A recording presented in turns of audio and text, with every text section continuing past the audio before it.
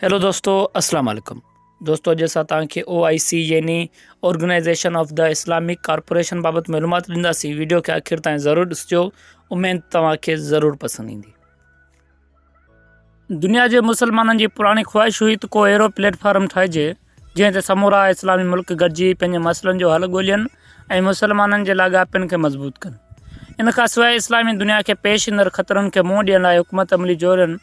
उन ॻाल्हि खे नज़र में रखंदे 1969 में इस्लामी कॉन्फ्रेंस तनज़ीम जोड़ण जो फ़ैसिलो कयो वियो। 12 अगस्त 1969 ते वलारियल बैतुल मुक़दस वारी मस्जिदुल अक़सा में बाहि लॻण जे वाक़े खां पोइ इस्लामी मुल्कनि जे अॻवाननि पारां हिकु कॉन्फ्रेंस खोटाइण जो फ़ैसिलो कयो। उहा ज़िम्मेवारी सऊदी अरब ऐं मराकश कई। उन लाइ 7 रुकनी हिकु कमेटी ठाही वई। पाकिस्तान बि उन कमेटी जो मेंबर हुयो। अहिड़ी तरह पहिरीं सरबराह कॉन्फ्रेंस 22 खां 25 अक्टूबर 1969 ते मराकश जे गादी वारे शहर रबात में थी, जंहिं में 24 मुसलमान मुल्कनि शिरकत कई। इस्लामी सरबराह कॉन्फ्रेंस हर 3 सालनि खां पोइ थियण लॻी। इन जो मरकज़ी दफ़्तरु सऊदी अरब जे शहर जिदे में आहे। मुसलमान मुल्कनि जी ॿिई सरबराह कॉन्फ्रेंस 22 खां 24 फरवरी 1969 ते थी, जंहिं जी मेज़बानी जो एज़ाज़ पाकिस्तान खे हासिलु थियो। इन कॉन्फ्रेंस जी खोटाई में पाकिस्तान जे अॻूणे वज़ीर एज़म ज़ुल्फ़िकार अली भुट्टो जो हथु हो। हीअ कॉन्फ्रेंस लाहौर में थी। इन कॉन्फ्रेंस में 40 इस्लामी मुल्कनि जा सरबराह ऐं वंद शरीक थिया।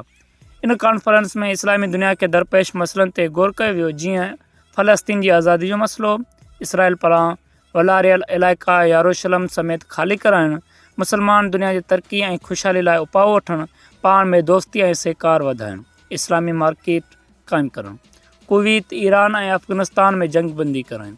उन खां सवाइ वापारु, अचु वञ जे ज़रिए सियाहत, बैंकिंग, इलेक्ट्रॉनिक, दवाउनि, भाण, ज़रे औज़ारनि ऐं लोह जे सनअतनि खे तरक़ी वठण जा मसइला पिण शामिल हुआ।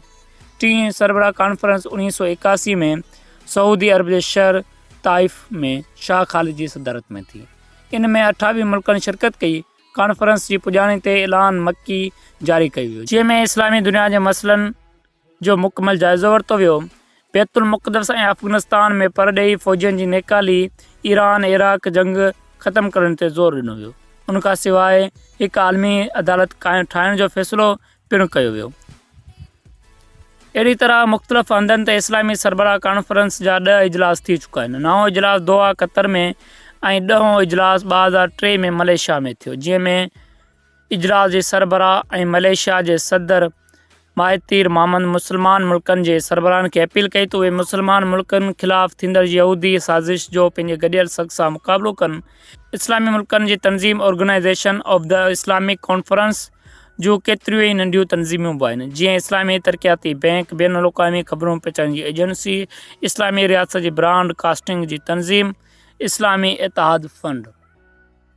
इन तनज़ीम जो ॿियो अहम इदारो परॾेही वज़ीरनि जी कॉन्फ्रेंस आहे, जंहिं जो साल में घटि हिकु इजलास थींदो आहे। अहिड़ी इजलासनि जी शुरूआति 1990 में मिस्र जे शहर कायरा में थी। ॿी गॾिजानी मलेशिया जे गादी वारे शहर कोलमपुर में थी। इन कॉन्फ्रेंस में दहशतगर्दी एजेंटात जो ख़ासि समूह। 2002 में कागिस्तान में 38 मुल्कनि परॾेही वज़ीर गॾु थिया। इन गॾिजानी में तनज़ीम जो नालो बदिलाए इस्लामी कॉन्फ्रेंस तनज़ीम रखियो वियो। 2012 में पहिरियों भेरो तनज़ीम जी कॉन्फ्रेंस कंहिं गैर इस्लामी मुल्क में थी। हीउ इजलास अमेरिका जे शहर वाशिंगटन में थियो। इन इजलास जे वीचार जो मौज़ू इंसानी हक़ रखियो वियो ऐं कायरा वारे इंसानी हक़नि जो पदरनामो रद्द कंदे नओं गॾियल क़ौमनि वारो इंसानी हक़नि वारो पदरनामो मुक़ररु कयो वियो। उन खां पोइ 2014 में तनज़ीम जो इजलास न्यूयॉर्क में सॾायो वियो। इन इजलास में ईरान, मिस्र ऐं मुतहदा अरब अमारात जी नुमाइंदगी तरक़ी जे कब्रस वारे नुमाइंदे खे इतराज़ी नुमाइंदे तौरु शरीक थियण जे सख़्त मुखालिफ़त कई। हीउ इजलास बिना नतीजे ख़तमु थी वियो। यादि हुजे त जॾहिं बि इस्लामी मुल्कनि में के वीचार जहिड़ियूं हालतूं पैदा थियनि थियूं त हंगामी इजलास खोटायो वञे थो ऐं दरपेश मसइलनि खे हल करण जी कोशिशि कई वञे थी। इन सां गॾोगॾु सलाह मशवरे सां तइलीमी, साइंसी, दिफ़ाई, माशी तरक़ीअ लाइ पिणु रथाऊं रथियूं वञनि थियूं। अहिड़ियुनि रथनि ते अमल तौर ते हिक ॿियनि सां सहकार पिणु कयो वञे थो। आख़िर में हर हाल में गॾिजी अॻिते वधण वारो वचन वरजाए थी।